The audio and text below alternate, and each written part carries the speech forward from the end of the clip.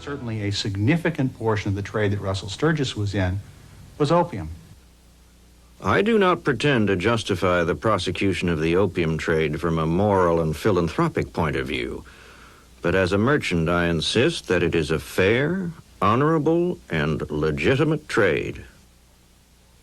I considered it right to follow the example of England, the India Company, and the merchants to whom I had always been accustomed to look up, the Perkins, the Peabodys, the Russells, and the Lowes. The Perkins, the Peabodys, the Russells, and the Lowes were the first families of 19th century Boston. The money they made in the China trade helped build America, funding the railroads that took America west, endowing universities like Princeton, and paying for much of the research of Alexander Graham Bell. The China trade also established American missionaries in China. Peter Parker founded a hospital in Canton. Other missionaries, like the German Karl Gutzlaff, took a different approach.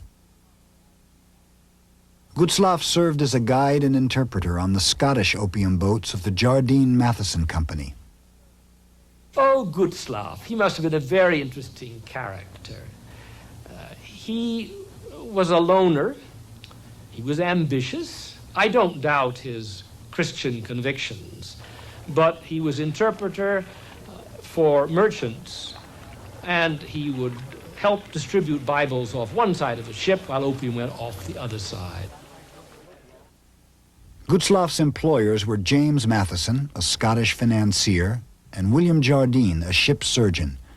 In an early company bulletin, the Opium Circular, Jardine gushed about the financial promise of the illegal trade. If the trade is ever legalized, it will cease to become profitable from that time. The more difficulties that attend it, the better for you and for us. Jardine Matheson and their fellow traders devised a very clever scheme to smuggle their opium. From Macau, the opium traders would sail up to a deserted island called Lintin, Solitary Nail.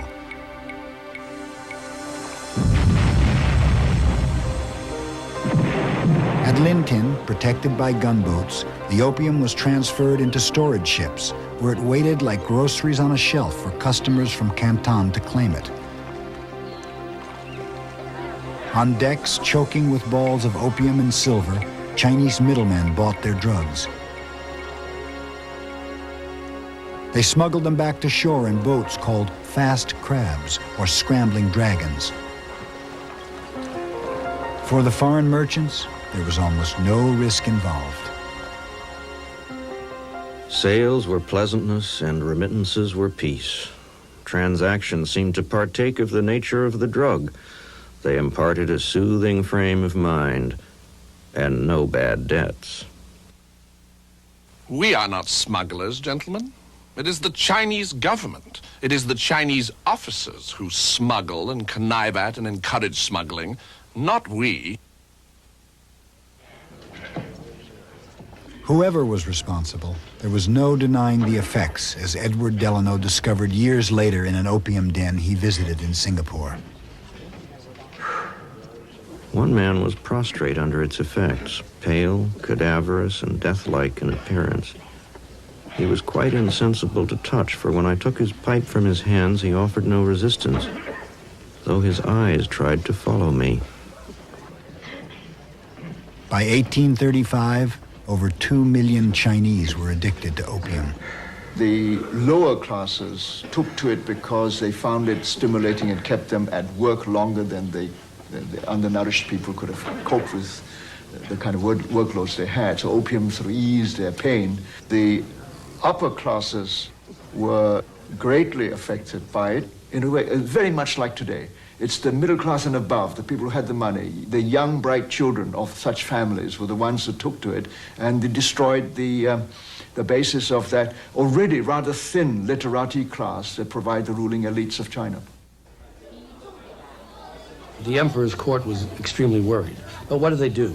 Well, some people said, conventionally, of course, let's just punish all the opium smugglers. The other said, let's punish both the smugglers and the opium eaters. A third group said, why not legalize opium?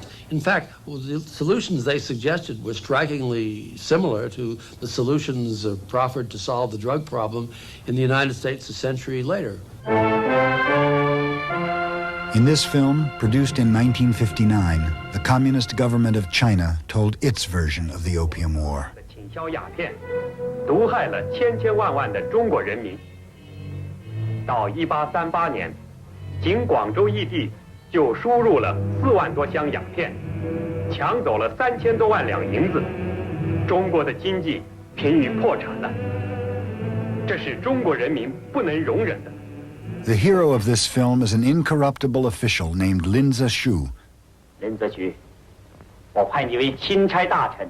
The Manchu emperor appointed Lin High Commissioner, a virtual drug czar, with the power of the empire to stop the Canton opium trade.